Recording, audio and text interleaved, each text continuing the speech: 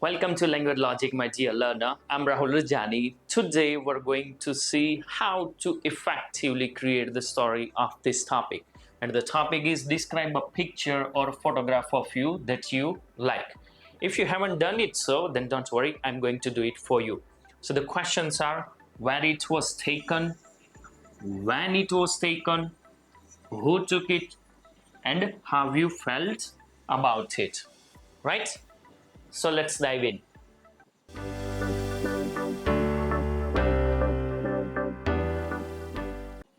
So the story starts like photos are the best way to capture prestigious moments of our lives. Present day, almost everyone has become a photographer as the smartphones of today have made it possible. In this case, I have to admit that I'm not a fan of taking photographs, though I have got some from memory. The photo, which is the apple of my eye, was taken in the fall of 2016. It's been 8 years. If I open my memory book, I'd say my friends and I were in Maharashtra. Actually, we were exploring Pune and were at Sinhgad Fort. I precisely remember the place as it's dated back to the ancient time. We stumbled upon some priceless objects like sword, statue, shield, sphere, and other magnificent stuffs. Followed to this, we went to the edge of the fort where a cannon appeared out of nowhere under the steps from where entire north was visible. The idea crossed my mind that this might be the best photo I could have for a long while. And without a second thought, I handed my phone to one of my companions to grab the moment. My colleagues have a natural liking for photography, but Amit was the guy who took me in the photo. In the photo, I'm shown as the in charge of that cannon. I'm appeared to be in a high spirits. Later on, I did research on that cannon and I learned that it was 400 years old. My joy knew no bound and I shared that pic on social platforms on which I got ample compliments and likes. So guys, this was the story and now we're going backwards to understand the meanings of few words. As you can see, many highlighted words here, right? Alright, so the meaning of prestigious moments means ऐसी पल, ऐसी moment जो कैसी है बहुत ही important है, right? This is actually collocation. Prestigious is, you can say adjective, and moments you can say noun. Then we have I'm not a fan of. अगर आप not हटा दो तो क्या हो जाएगा? I'm a fan of. ये तब यूज होता है कि जब आप किसी चीज में इंटरेस्टेड हो. ओके? अगर not है तो आप you are not interested. Got it? Then apple of my eye. Apple of my eye means कि कोई भी जो चीज़ है और फिर आप कह सकते हो बंदा वो आपके दिल के बहुत ही पास है. Then you can say the apple of my eye. Next we have if I open my memory book.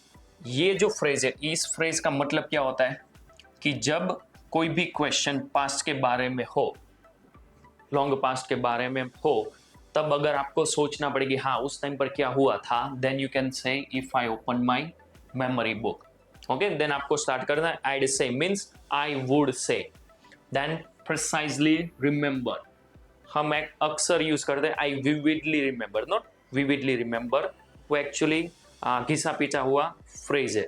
तो अब आपको कुछ नया करना है. कैसे यूज करना है? प्रिसाइजली. एडवर्ब है एंड देन फिर वर्ब है. ठीक है.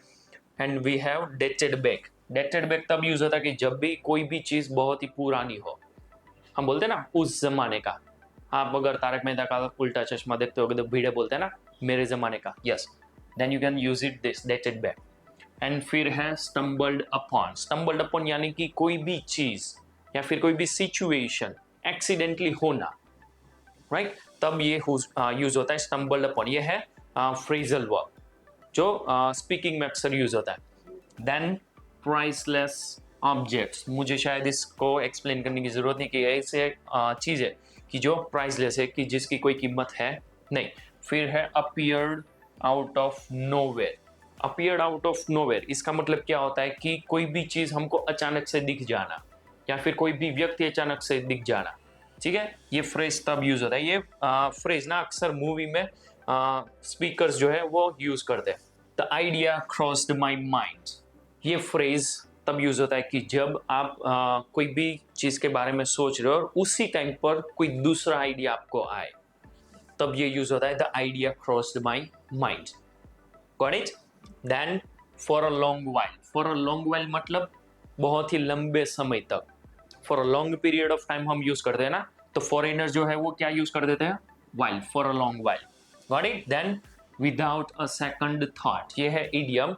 इसका मतलब ये है कि बिना कुछ सोचे कोई भी काम कर देना, या फिर किसी को हाँ कर देना या फिर ना कर देना, ठीक है। विदाउट अ सेकंड थॉट यानी कि एक भी सेकंड डिले किए बिना कोई भी काम कर देना। देन ग्रैब मोमेंट, जो मोमेंट है वो क्या कर देना? हासिल कर लेना। Grab, catch it. फोटोज के बारे में है तो क्या हो जाएगा? Capture the moment, right. पर कैप्चर नहीं लिखा, उसके जगह पर क्या कर दिया है? Grab the moment.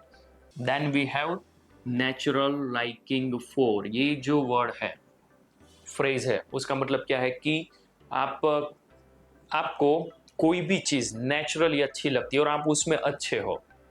अगर आपको फोटोग्राफी पसंद है ना, तो आप ये बोल सकते हो आई have a natural liking for photography. अगर स्विमिंग अच्छा लगता है और आप उसमें अच्छे हो, देन आप क्या बोलोगे? I have a natural liking for swimming. Got it? I hope this is understood to you.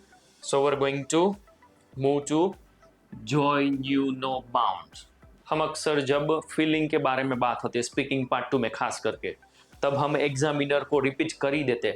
I felt in the 7th heaven, I was in the 9th cloud. ये नहीं करना है। तब आपको करना क्या है? आपको सिंपल सा फ्रेज यूज करना है जो आपके फेशियल एक्सप्रेशन पे सूटेबल हो उस टाइम पर, ठीक है। तो ये जो वर्ड है उसका मतलब क्या है कि हैप्पी, मैं बहुत ही खुश था। हम बोलते ना I was very happy. Very happy का अल्टरनेटिव है joy you no bound. Got it? Then social platforms, हम अक्सर क्या यूज कर देते हैं? Social media. सोशल मीडिया नहीं, उसके जगह पर आप ये वर्ड अल्टरनेट कर दो, सोशल प्लेटफॉर्म्स। मीनिंग सेम ही है, पर हमारा जो वे ऑफ प्रेजेंटेशन है ना, वो क्या हो जाएगा? चेंज हो जाएगा, ठीक है। एंड लास्ट है एम्पल कॉम्प्लीमेंट्स। कॉम्प्लीमेंट्स यानी कि जो हम उसको क्या बोलते हैं? हमारी जो लोग प्रशंसा करते हैं, तो प्रशंसा को इंग्लिश में क्या बोलते हैं? कॉम्प्लीमेंट्स। और एम्पल क्या है? मैनी। मैनी का अल्टरनेटिव होता है मैनी प्रेजेस, ठीक है। उसका अल्टरनेटिव क्या हो गया? Ample compliments. बहुत सारी प्रशंसाएं मिली थी। Got it? So I hope you're going to use these collocations and idioms in your speaking test, whether it is part 1, part 2, or part 3. The reason you have to do this is these phrases and collocation will help you to get the score you are looking for. Alright? So, comment में आपको बताना है कि आप कौन सा phrase और collocation add करोगे और आपने क्या क्या नई चीज इस स्टोरी से आपको सीखने को मिली है। Got it?